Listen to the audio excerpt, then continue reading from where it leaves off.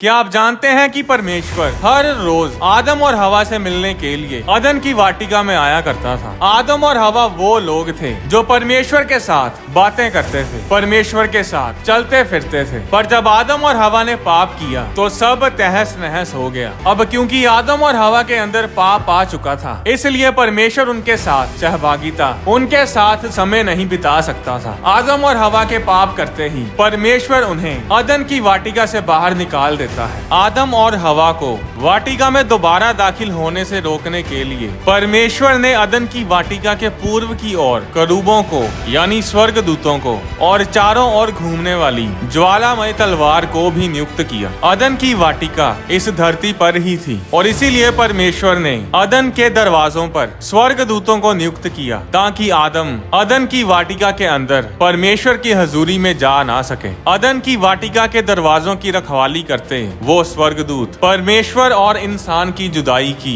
निशानी थे। आदम और हवा के पाप ने इंसान को परमेश्वर की हजूरी से दूर कर दिया। वो स्वर्गदूत अदन की वाटिका और मनुष्यों के बीच एक दीवार थे। वो एक हिसाब से अदन के दरवाजों पर नाका लगाकर बैठे थे ताकि कोई भी दुष्ट, कोई भी पापी इंसान परमेश्वर की हजूरी में दाखिल ना हो पाए। अदन की वाटिका से निकाले जाने के बाद इस धरती पर पाप बहुत बढ़ जाता है। परमेश्वर की हजूरी से दूर मनुष्य बहुत पापी हो जाते हैं और परमेश्वर गुस्से में आकर जल प्रलय को भेजता है और नूह और उसके परिवार को छोड़ सब लोग मर जाते हैं। पर नूह के बच्चों ने भी पाप किए और इस तरह चलते चलते परमेश्वर की हजूरी से निकाला गया मनुष्य परमेश्वर से दूर जाता रहा। जब आदम ने पाप किया तो उस पाप के कारण परमेश्वर और आदम का रिश्ता टूट जाता है और उस दिन के बाद परमेश्वर इंसान के साथ मेल मिलाप जैसा वो आदम के साथ उसके पाप करने से पहले करता था, वैसा मेल मिलाप कभी नहीं कर पाया। धरती के ऊपर ऐसी कोई जगह नहीं थी जहाँ पर परमेश्वर की हजूरी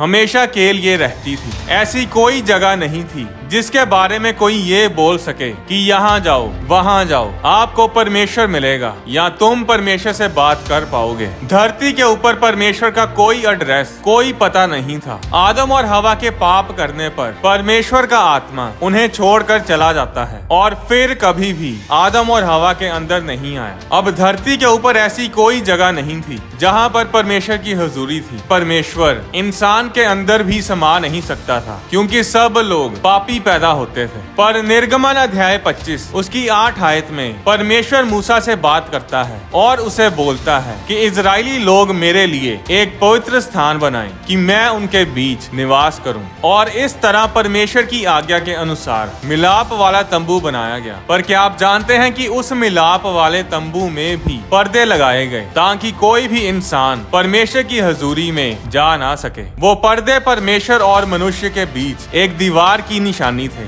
मिलाप वाले तंबू में एक जगह होती थी जिसे परम पवित्र स्थान यानी होली ऑफ होलीज बोला जाता था। ये वो जगह थी जहाँ पर वाचा का संदूक पड़ा होता था और उस वाचा के संदूक के ऊपर परमेश्वर की हजूरी रहती थी। अब परमेश्वर धरती के ऊपर इंसानों के बीच अपना निवास स्थान तो बना लेता है, पर फिर भी इंसान परमेश्वर के साथ मेल मिलाप नहीं कर पाते थे। परम पवित्र स्थान में परमेश्वर की हजूरी में किसी को भी जाने की परमिशन नहीं थी। साल में सिर्फ एक बार ही महायाजक उस परम पवित्र स्थान में जाता था। क्या आप जानते हैं कि जो पर्दे परमेश्वर और मनुष्य के बीच दीवार का काम करते थे, उनके ऊपर करूबों की यानी स्वर्ग दूतों की तस्वीरें बनी होती थी। अदन के दरवाजों की रखवाली करते स्वर्ग दूतों की तस्वीरें उन पर्दों पर छपी होती थी और हमारे और परमेश्वर के बीच उस जुदाई को, उस दीवार को दर्शाती थी। और इसी तरह जब जब परमेश्वर के लिए मंदिर बनाया गया तब तब परमेश्वर की हजूरी के स्थान के बाहर पर्दे लगाए जाते थे और उन पर्दों के ऊपर उन स्वर्ग दूतों की तस्वीरें लगी होती थी। इस दीवार का मतलब ये नहीं था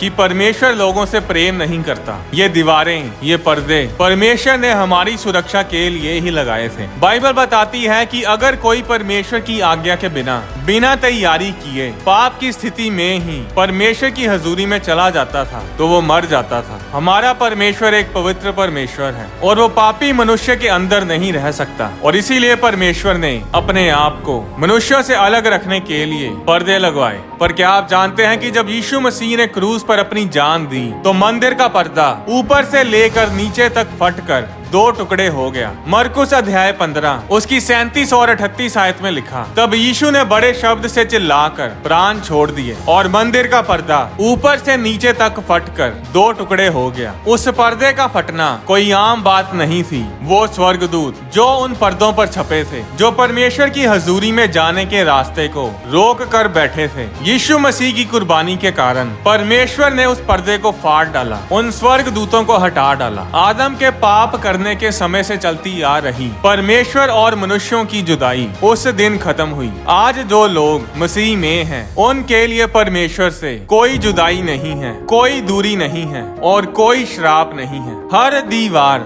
जिसने हमें परमेश्वर से दूर किया हुआ था, हमारी आशीष से दूर किया हुआ था, वो हर दीवार यीशु मसीह की कुर्बानी के द्वारा टूट चुकी है। अब परमेश्वर के पास जाने का रास्ता खुल चुका है। स्वर्गदूत हटा दिए गए हैं। बाइबल में लिखा है कि परमेश्वर कभी कभी नहीं बल्कि हर रोज आदम और हवा से मिलने के लिए अदन की वाटिका में आया करता था, पर आदम और हवा के पाप ने सब तहस नहस कर दिया। पर परमेश्वर हमसे इतना प्रेम करता है कि उसने इस रिश्ते को, इस रिलेशनशिप को फिर से बहाल करने के लिए अपने इकलौते पुत्र को हमारी खातिर कुर्बान कर दिया। परमेश्वर ने हमसे बात करने के लिए, हमारे साथ समय बिताने के लिए अपने बेटे को कुर्बान कर दिया। 4000 सालों तक लोग परमेश्वर की हजूरी में जा नहीं पाए, परमेश्वर के साथ समय नहीं बिता पाए। आज हमारे पास ये आशीष है, ये सुनहरी मौका है कि हम लोग परमेश्वर की हजूरी में कभी भी जा सकते हैं, उससे बातें कर सकते हैं, उसके साथ समय बिता सकते हैं। परमेश्वर आपके साथ समय बिताना चाहता है। इससे बड़ा बलिदान और प्रेम क्या हो सकता है कि परमेश्वर ने हमारे साथ समय बिताने के लिए अपने बेटे को कुर्बान कर दिया। इसलिए आज अपने समय को फिजूल की बातों और कामों में बर्बाद ना करें। अगर आप परमेश्वर के काम, परमेश्वर की सेवकाई भी करते हैं, तो परमेश्वर के कामों में ही इतना बिजी ना हो जाएं कि आप प्रार्थना ही ना कर पाएं। शैतान जिन लोगों को बिगाड़ नहीं सकता, वो उन्हें फिजूल के कामों में